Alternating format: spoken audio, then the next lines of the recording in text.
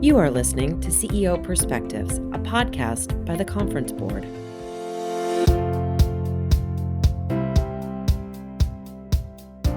Welcome to this episode of CEO Perspectives, a signature series by the Conference Board. CEO Perspectives are conversations that take an objective, nonpartisan look at a range of timely topics that matter most to business leaders. To help make sense of these topics and how they'll unfold, we'll sit down with thought leaders and do what we do best at the Conference Board, provide trusted insights for what's ahead. I'm Steve Odland, the CEO of the Conference Board and the host of this series. And in today's conversation, we're going to discuss when and how companies should engage with societal issues, especially as they face increasing pressure from a variety of stakeholders. Joining me today is Karen Wilson Thissen, the General Counsel and Secretary of General Mills. Karen, welcome. Hi, Steve. So nice to do this with you. Yeah, and Karen, General Mills has been recognized as a leader in this area, and you, of course, are the governess, if you will, of the whole process around these societal issues. And you all adopted a template that you use in your discussions on how to react to various things that go on in society and so forth. So describe the template in the process at General Mills. Sure, absolutely. And always interested in your perspectives from the Conference Board as well, because you hear a lot from other companies. But we just found that increasingly we were being asked as a company to take kind of public positions on sensitive social issues, partly because we kind of care about a lot of different issues. We are known as, G is for good is something that we promote as part of our brand identity. And so rather than doing conversations on the fly when issues come up, we found it really helpful to kind of document as a leadership team the things we felt were the most important criteria that we should consider when an issue is arising. And I'm going to just read the 5 pillars of the template, and then we can talk about them a little bit further. So the first is, and we say that all of these must be true for us to publicly engage. The first is that there's a meaningful business rationale for engagement, that engagement is consistent with the company's purpose and values, that business and reputational risks from engagement are manageable and outweighed by the business rationale. That's kind of like how polarizing will the issue be. There are important internal or external stakeholder expectations supporting engagement. What's the level of employee engagement or external constituents? We take a look at that. And then the last thing is that we understand the degree and context of industry engagement.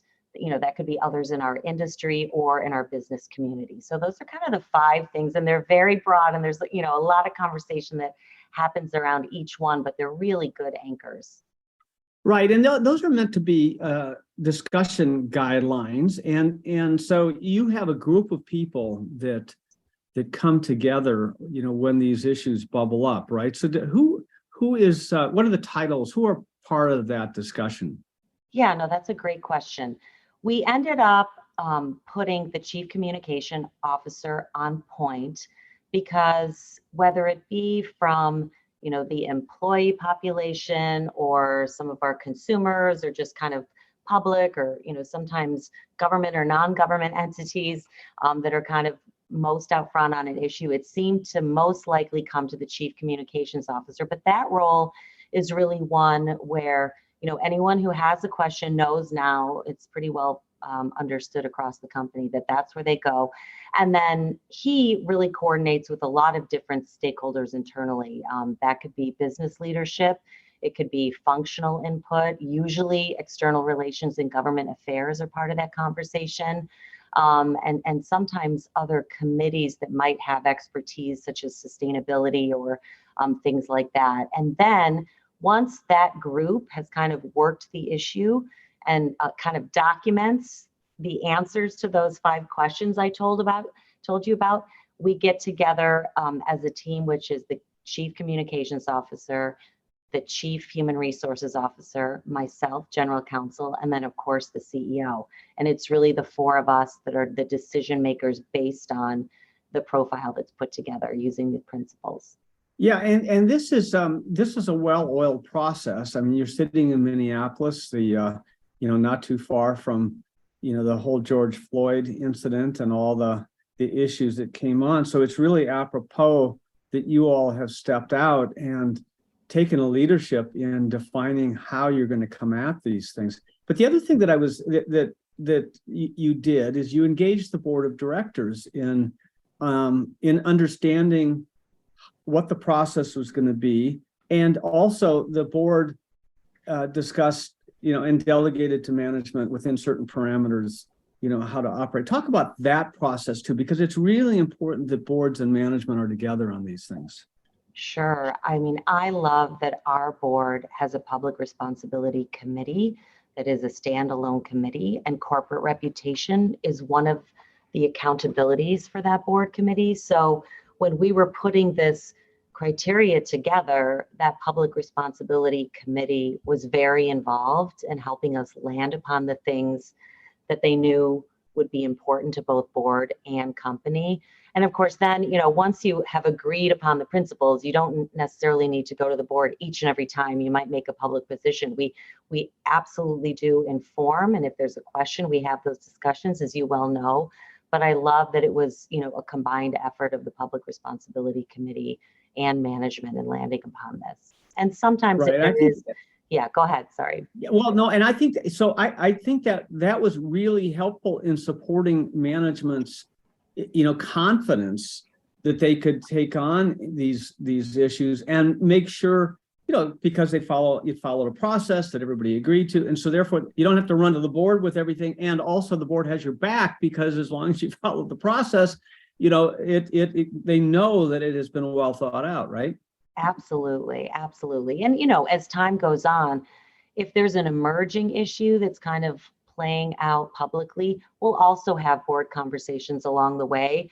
But you know how sometimes these things pop up very real time and you need to make a decision pretty quickly. So it's nice that we have the principles aligned in advance. Okay, so how does that happen? So, talk through, our listeners are business leaders and C-suite members who are wrestling with these issues. How does an societal issue become important enough to hit the radar of the senior team, the four, the group that manages this? How does it bubble up, and how do you decide, whether something is big enough to deal with? Yeah, I think because we are a consumer, very much of a consumer-facing company, and also a very community-oriented company, there's a lot of issues that come up even through our employees and our employee networks who are very active and very embedded into our business discussions. And so sometimes issues will come up that way. Sometimes issues will come up, in your particular geographic community, maybe your home-based community, like for instance with George Floyd, of course. Sometimes it's through the industry. Sometimes it's investors, as you know, have become increasingly vocal on certain social issues. So I feel like today versus even 5 years ago, issues are coming at public companies more and more from a variety of stakeholders. And it's kind of a very much of an ongoing discussion that we have to have on issues small and large. Is that your experience as you deal with other companies? Oh yeah, and there's a never-ending list of what people would like companies to get involved with. So just describe. So you do this process, and so it bubbles up, and the chief communications officer works with the relevant business unit. Then it comes to your standing committee. What are the possible outcomes from this process? So I assume one outcome is we're not going to say anything. It's not germane. It doesn't hurdle these. But if you're going to react, what are the possible reactions that the company can take? Yeah, I mean, it's interesting. It is kind of a broad variety of outcomes, as you mentioned. So sometimes we might decide to monitor an issue versus going out front if we don't see that there's a lot of public commentary or a lot of engagement yet, or if maybe the issue isn't fully formed. Sometimes we might decide that it's more appropriate for an internal conversation. We usually say if we're going to say something, in writing or, through a large internal gathering, we have to assume that that will become an external statement. But it's still very different to say something to your employee population than making a public statement. So there have been times where we've decided to talk to employees on things versus kind of needing to be a public speaker externally if we don't have the expertise to do that. And sometimes we might add our names to an industry group, whether it be, it could be Business Roundtable or a local Chamber of Commerce, or, there are a variety of times where it's best to come at it as a consortium. And then sometimes we might go out front on an issue. And, you mentioned George Floyd. It was our home community. It was something we felt very strongly about already in terms of racial equity and other associated issues, and it was right here. So we felt like, it was okay to be first or one of the first, just because we knew the issue, we knew the location, we knew the community, and we knew how much it would mean to our employees. But if it happened in a faraway city where we didn't have that close connection or knowledge or expertise, we might have waited. Yeah, now this is a really important point, Karen, that you're making, which is, where is your company's headquarters? Because everybody has a company, a global headquarters, or a regional headquarters, but you're expected as part of that business community to act locally and engage a little more locally than you would as a multinational in other parts of the world, right? So that home territory is a really important lens. I think so too. And, sometimes you have the conversation like, do you really have the right to speak if you don't have any connection to a community and you don't have expertise? There's kind of a respect for the issue, for the community, for the people who are leaders on that particular issue that goes into some of our discussion too, where, it would be like, who are we to be the first speaker on this topic where there's no obvious connection? So I think that is something to consider. Yeah, now there's risk involved with all of this, as everybody in business knows. There's risk to react or to comment or to engage, but there's also a risk of non-engagement. Talk about your views on each.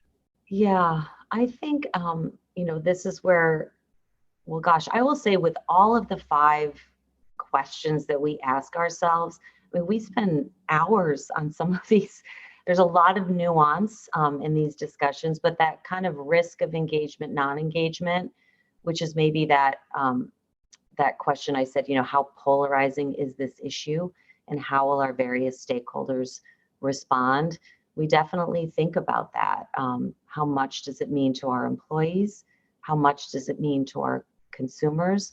On some of these issues, as you well know, there are people who feel super passionately on both sides of an issue and may have different perspectives from which they're approaching an issue. And we serve, a very broad community, both in terms of our employees and our consumers. So, we weigh those things very carefully. But I honestly think what usually happens is when something is closely connected to our business, when it's something that we have a close connection to because of our community, I think we can say things in a way that minimize the risk because we have that track record and that kind of expertise and personal, company connection to an issue. So that usually helps nuance it. And when it's important to us like that, then I think we err on the side of, there may be some people that might not be happy with what we're saying, and we're going to find a way to respond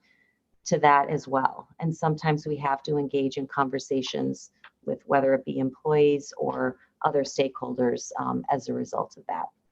Yeah, and every statement going forward is based on past company behavior. So there is, in the case of General Mills, there's a huge reservoir of trust in the local community as well as the national and international community because it's a well-trusted organization, and that's important for people to remember that that you build this kind of interaction and trust over time.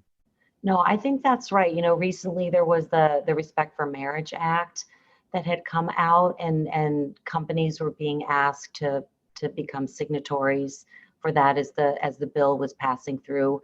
And we had such a long track record, and marriage equality had become, was such a big deal in Minnesota because we were one of the first states that went forward on that issue, that we felt we had developed the expertise.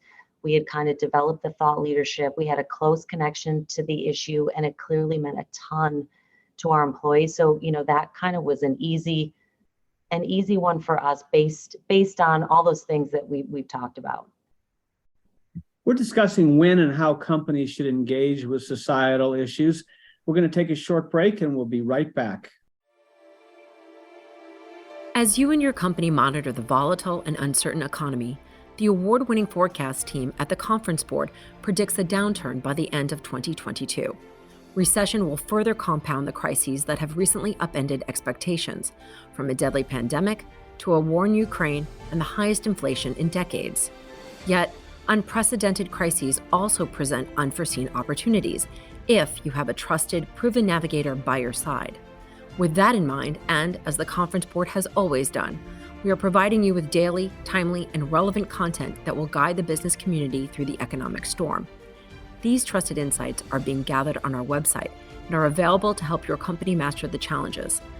To find out how you can chart a course for the future which will allow your business to emerge stronger on the other side, visit our free economic hub entitled Navigating the Economic Storm, your indispensable guide through the global recession, located at conference-board.org/topics/recession. Welcome back to CEO Perspectives. I'm your host, Steve Odland from the Conference Board, and I'm joined today by Karen Wilson Thissen, the General Counsel of General Mills. So, Karen, before the break, we were talking about how companies have goodwill and or not. In the case of General Mills, great reservoirs of goodwill. But you mentioned the various constituencies, and you talked a little bit about employees and so forth. Well, who are the constituents or the stakeholders that are considered or should be considered in this process? Yeah, I guess I would definitely say employees. We interact a lot, our businesses interact a lot with our employee networks who have really deep expertise and knowledge in a number of issues, both cultural and political, as they might evolve. And then our consumers are very engaged with us, as you know, as a leader of you have a great history of consumer brands, companies, but certainly you engage so closely with your consumers in this space that's another really important constituency.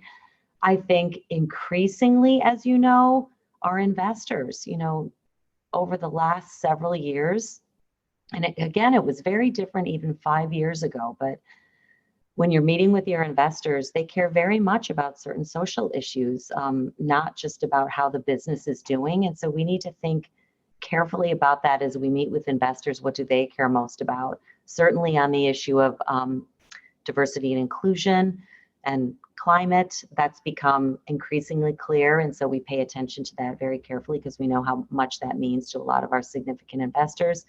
And then sometimes it's, government representatives that work closely with our company or with our industry and how they feel on issues that matters too. So I don't know, what did I miss any constituencies? Steve, what are you No, thinking? I think what you're saying is that we live in a multi-stakeholder world, customers, employees, owners, communities, and we have to take all of those stakeholders into account when you're dealing with these issues. That's what I heard you say. Yeah, no, that's true. And other business relationships too. You could have a very important business relationship or customer who distributes your product who might feel super strongly about something that you're not quite ready to come out in front on. So that's a good point.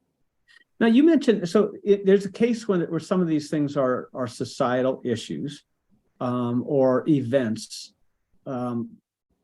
You mentioned a specific piece of legislation. Now that comes out of the political process, and sometimes that's a little hairier for companies to deal with. Talk about how companies should be sensitive to, social, of course, but some of these political things, because you don't want to get labeled, in this highly divisive world as a D or an R company, right? Absolutely. Absolutely. That is so true. And, the world is kind of increasingly polarizing. So I think we find ourselves more and more careful about that. I should say the world of politics. So we are more and more careful about that.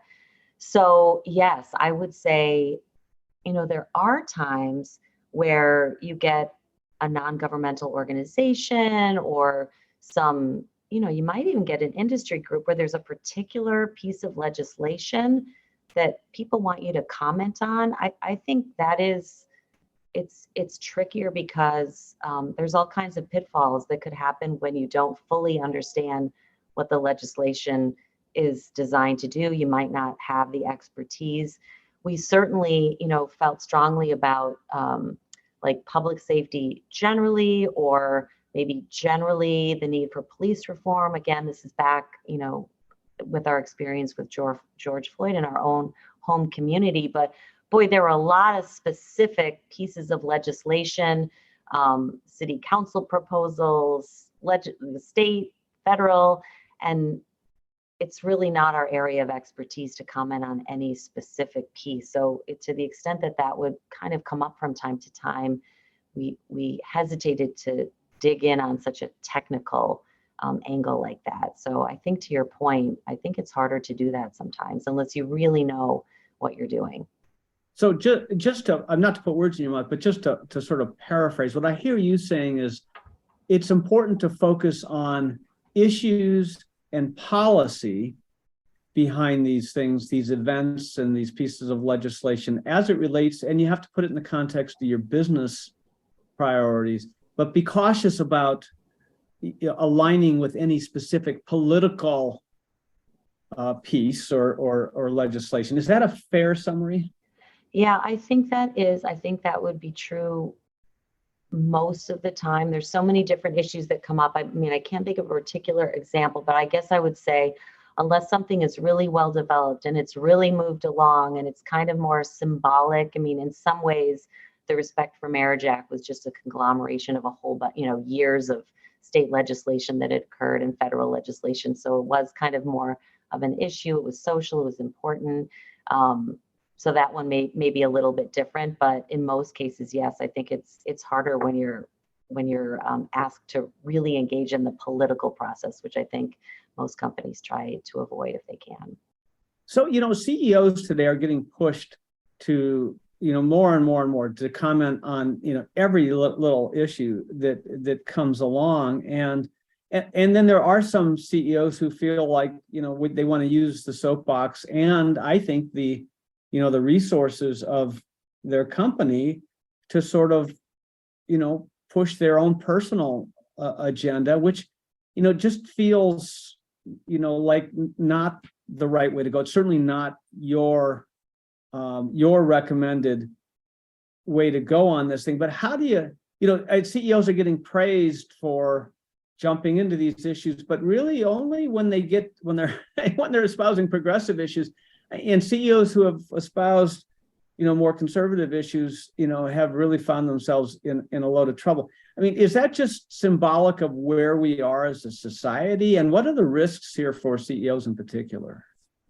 Yeah, I think for as many examples as I can think of people coming out, like CEOs individually coming out and being out front, I mean, there are so many examples of it backfiring one way or the other.